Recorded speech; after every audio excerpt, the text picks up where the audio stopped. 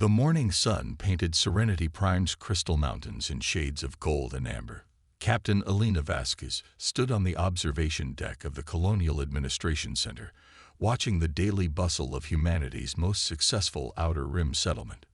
3.8 million people called this world home, and they had built something remarkable here. Below her, maglev trains carried workers to the massive mining operations that had made Serenity Prime wealthy beyond imagination. The planet's crust contained rare elements essential for faster-than-light travel, making it one of humanity's most valuable colonies. Children played in parks between residential towers, their laughter echoing off the glass and steel structures that rose from the valley floor. Elena smiled as she watched a group of teenagers racing hoverbikes through the designated recreation zones. She remembered being their age when the first colonists arrived 15 years ago. Now she was the colony administrator, responsible for nearly 4 million souls who trusted her to keep their world safe and prosperous. Dr. Marcus Chen joined her at the observation window, carrying his usual morning coffee and data tablet. The head of colonial research was a thin man with kind eyes who spent his days studying the planet's unique ecosystem. Under his guidance, human settlers had learned to work with Serenity Prime's native life forms rather than against them. The atmospheric processors are running at 98% efficiency, Marcus reported. The symbiotic algae we introduced last year are thriving. In another decade, we might not need the processors at all. Elena nodded, pleased by the progress. Serenity Prime was becoming more than just a mining colony. It was becoming a true second home for humanity, a place where children could grow up breathing clean air under open skies. The communications center buzzed with its usual morning activity. Technicians monitored trade routes, coordinated supply shipments from Earth, and maintained contact with other human colonies scattered across the galaxy. Commander Sarah Mitchell, the colony's defense chief, reviewed overnight sensor reports with her small staff. Sarah was a career military officer who had requested assignment to Serenity Prime after the colonial wars ended. She appreciated the quiet life, but her training kept her vigilant. The colony's defenses were minimal by design: a few orbital defense platforms and some ground-based missile systems. Serenity Prime had never needed more than basic protection against pirates and smugglers. The first unusual sensor reading appeared at 10:47 local time. Technician David Park noticed the anomaly during his routine scan of the outer system.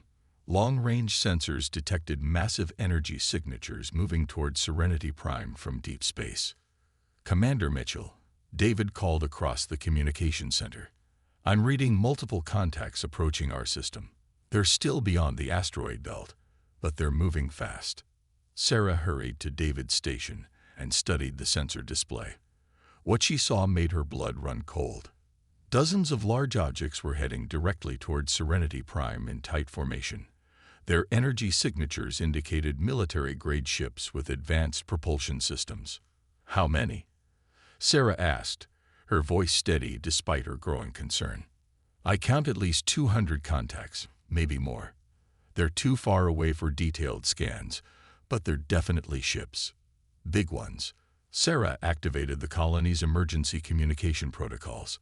Within minutes, Captain Vasquez and Dr. Chen arrived at the communications center along with other department heads. The morning briefing room suddenly became a crisis command center. Elena studied the sensor data with growing unease. Unknown military forces approaching their peaceful colony was everyone's worst nightmare.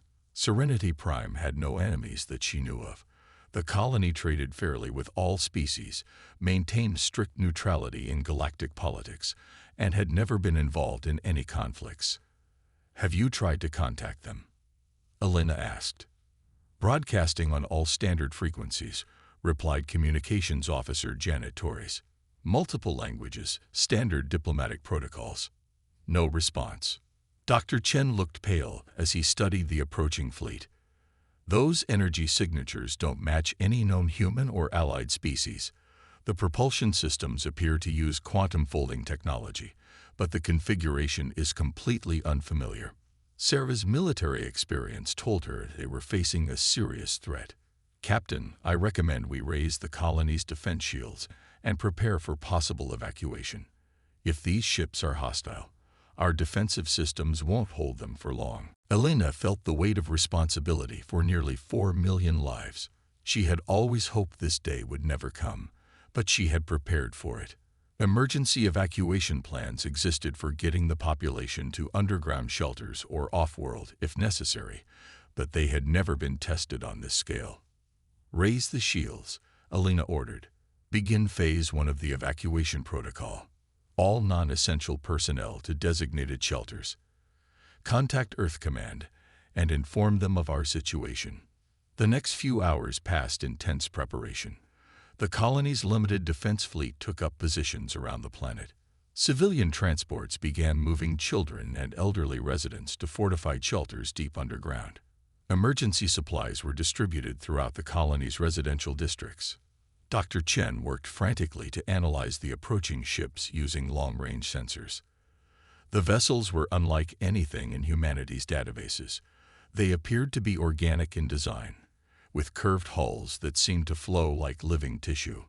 Weapon ports were visible along their sides, and energy readings suggested powerful offensive capabilities. At 14:23 local time, the alien fleet entered Serenity Prime's solar system. The ships moved with military precision, forming attack formations as they approached the planet. Their formation suggested an organized military force with clear tactical objectives. Janet Torres continued broadcasting peaceful messages in 17 different languages. Unknown vessels, this is Serenity Prime Colony. We are a peaceful settlement with no military objectives. Please identify yourselves and state your intentions. The response came not in words, but in plasma fire. The first barrage of energy weapons struck Serenity Prime's orbital defense platforms. The alien weapons were devastatingly effective, cutting through defensive shields like paper. Explosions bloomed in space as humanity's modest defenses were systematically destroyed. Elena watched in horror as the alien fleet moved into attack position. The ships were massive, each one larger than anything humanity had ever built. Curved like insect shells, they moved with predatory purpose toward the defenseless colony. All defensive platforms are down, Sarah reported, her voice tight with controlled panic. They're targeting the surface installations now.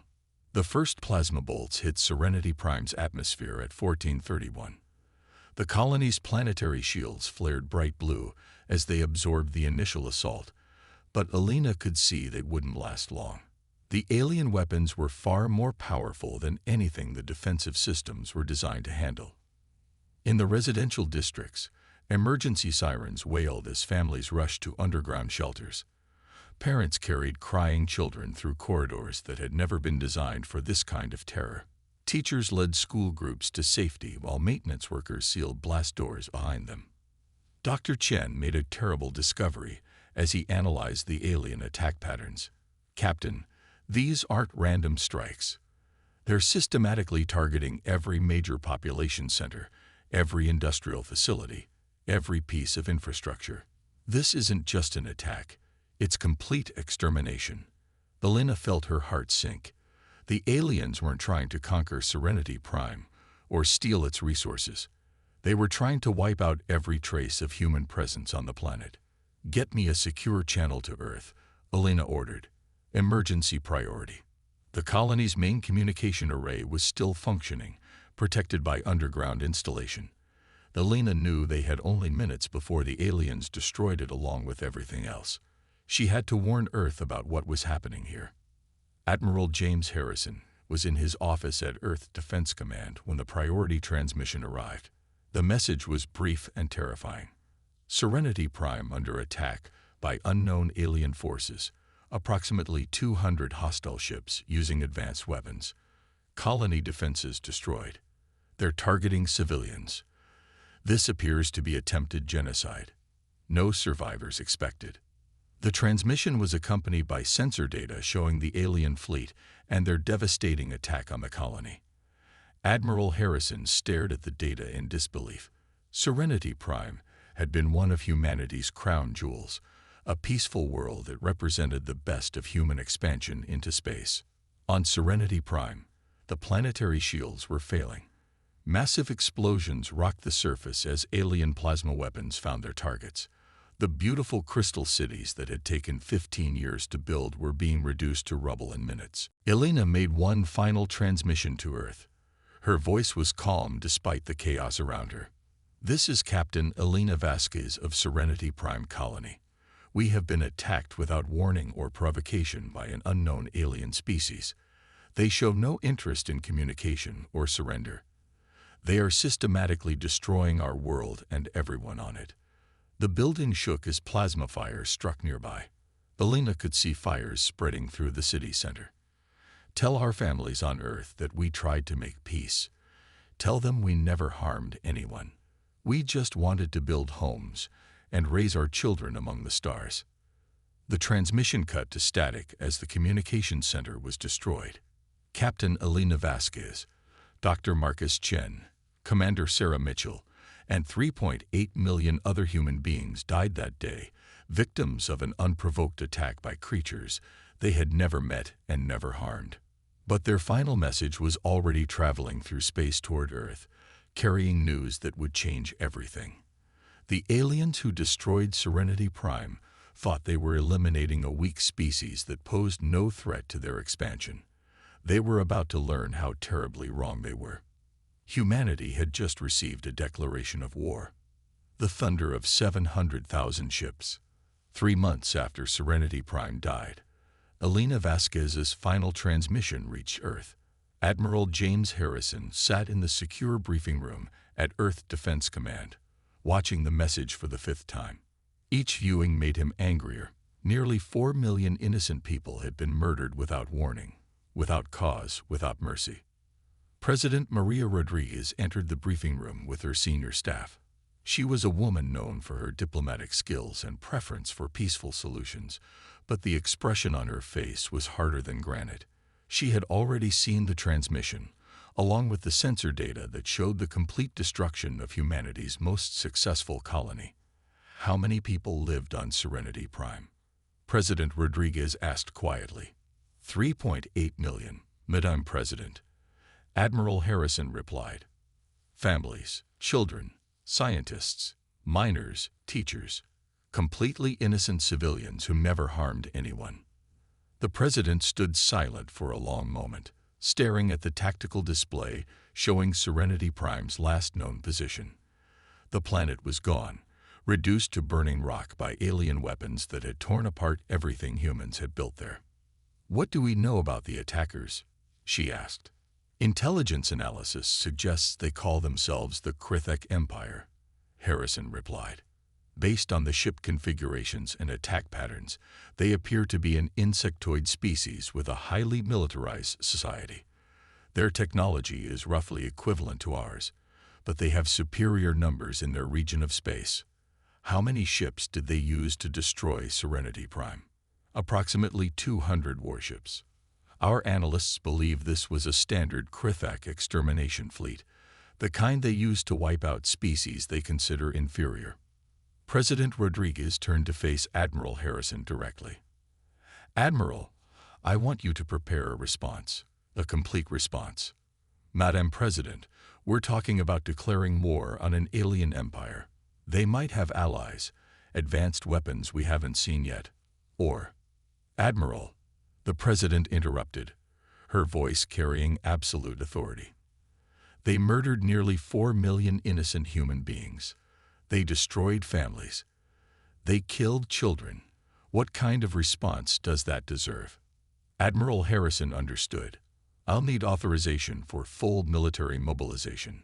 You have it." That evening, President Rodriguez addressed the world from the Oval Office.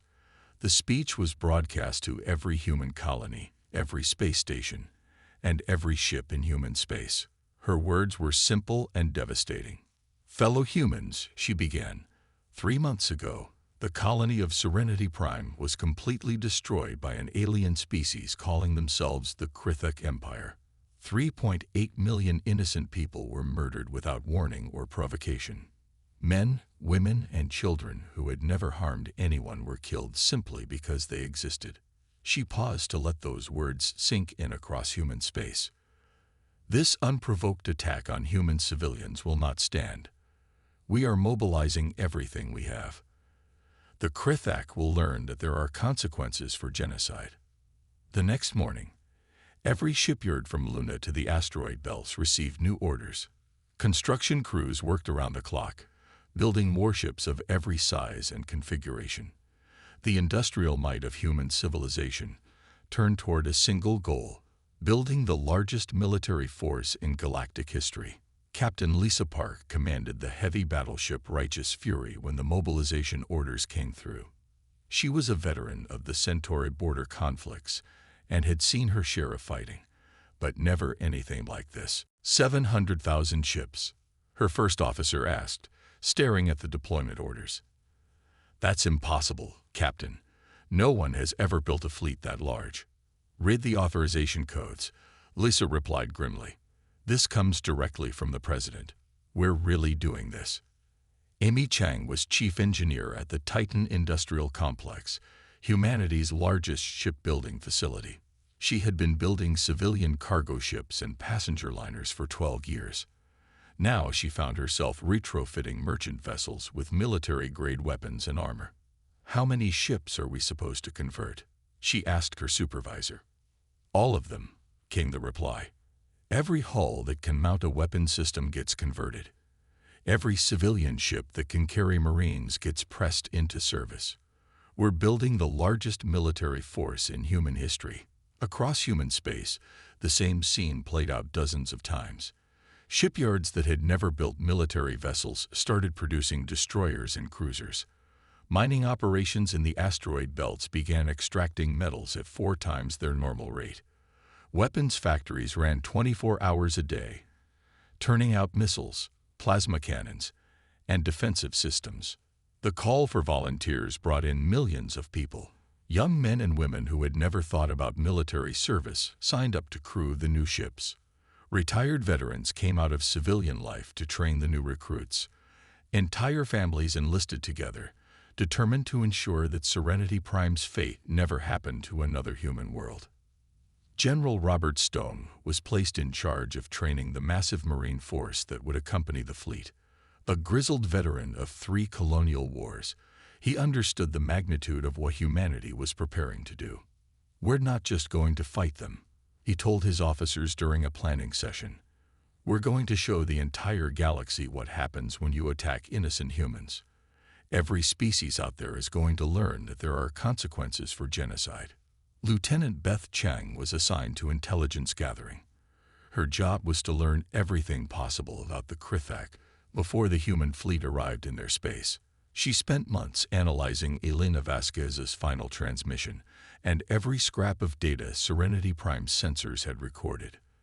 They're a hive mind species with a rigid military hierarchy, she reported to Admiral Harrison.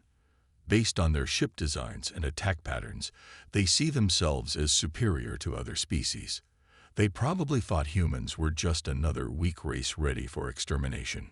What's their total military strength? Harrison asked. Approximately 50,000 warships defending 23 star systems. Their main fleet is concentrated around their homeworld. They have about 15 billion population across 62 planets. Admiral Harrison studied the intelligence reports with growing satisfaction. The Krithak had superior numbers in their region of space, but they had never faced anything like what humanity was preparing to send them. 18 months after Serenity Prime fell, the human fleet was ready. 700,000 warships of every class and configuration filled the space around Earth. It was the largest military force ever assembled by any species in known galactic history. Admiral Harrison stood on the bridge of the super dreadnought Serenity's Vengeance, the fleet flagship built specifically for this mission. Around him stretched an armada that defied imagination. Battleships the size of cities floated alongside converted cargo ships bristling with weapons.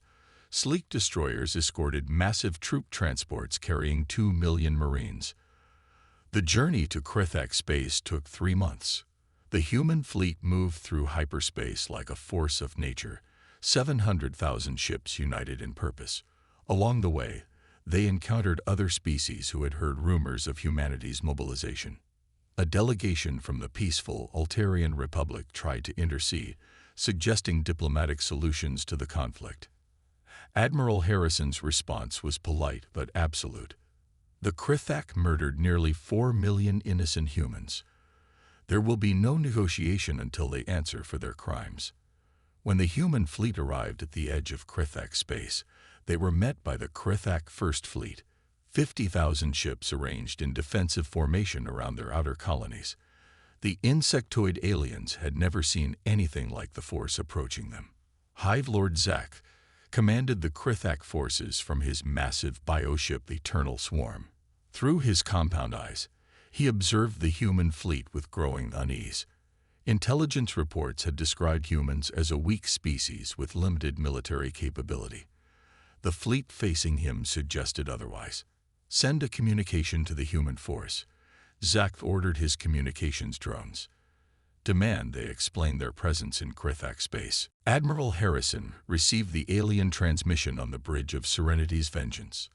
The message was delivered in broken standard human, clearly translated by primitive communication software. Human ships, you trespass in Krithak space. State your purpose or be destroyed. Harrison activated the fleet-wide communication system. His response was broadcast not only to the Krithak fleet, but to every listening post and monitoring station within 50 light years. I am Admiral James Harrison of the Human Defense Force. 18 months ago, your species attacked and destroyed the human colony of Serenity Prime. You murdered 3.8 million innocent people without warning or provocation. We have come to ensure that never happens again. The space between the two fleets crackled with tension. 700,000 human ships faced 50,000 Krithak vessels in the largest military confrontation in galactic history. Hive Lord Zakth's response came quickly. Serenity Prime was eliminated because it existed in space designated for Krithak expansion. Your species is weak and inferior. Submit now or share their fate. Admiral Harrison smiled grimly. You killed our children. You destroyed our families. You murdered innocents who never harmed anyone. Now you face the consequences. The first shots were fired by the Krithak, massive bioplasma weapons that had destroyed dozens of species before humanity. But the human fleet was ready. Point defense systems intercepted incoming fire, while 700,000 ships returned fire simultaneously. The battle that followed rewrote galactic military doctrine. Human ships fought with desperate fury, each crew remembering the faces of Serenity Prime's children. The Krithak fleet, despite their experience and biological weapons, found themselves overwhelmed by sheer numbers and human ingenuity. Captain Lisa Park led her battleship squadron into the heart of the Krithak formation. For Serenity Prime, she called out as her ships unleashed devastating volleys of plasma fire and antimatter missiles. The battle lasted 6 hours. When it ended, the Krithak First Fleet was completely destroyed. Not a single alien ship survived. The human fleet had lost less than 1,000 vessels, their superior numbers and tactics proving decisive. Admiral Harrison broadcast a message to every Krithak world, every alien species monitoring the battle, and every human colony across space. This is what happens when you attack innocent humans. The Krithak Empire murdered nearly 4 million of our people. Today, we have begun to collect payment for that debt. Any species that harms human civilians will face the same fate. The Krithak Empire surrendered unconditionally 3 days later. Their remaining fleets were no match for humanity's overwhelming force, and their leaders knew continued resistance would mean the extinction of their species. But Admiral Harrison's message had reached far beyond Krithak space. Across the galaxy, alien species learned a new truth. Humanity might appear peaceful, but they never forgot those who harmed their own. The massacre at Serenity Prime had awakened something terrible and magnificent in the human spirit. Never again would any species look at humans and see weakness. They had seen what happened when humanity answered an atrocity with 700,000 ships and absolute determination. The galaxy would remember Serenity Prime and the thunder of humanity's response.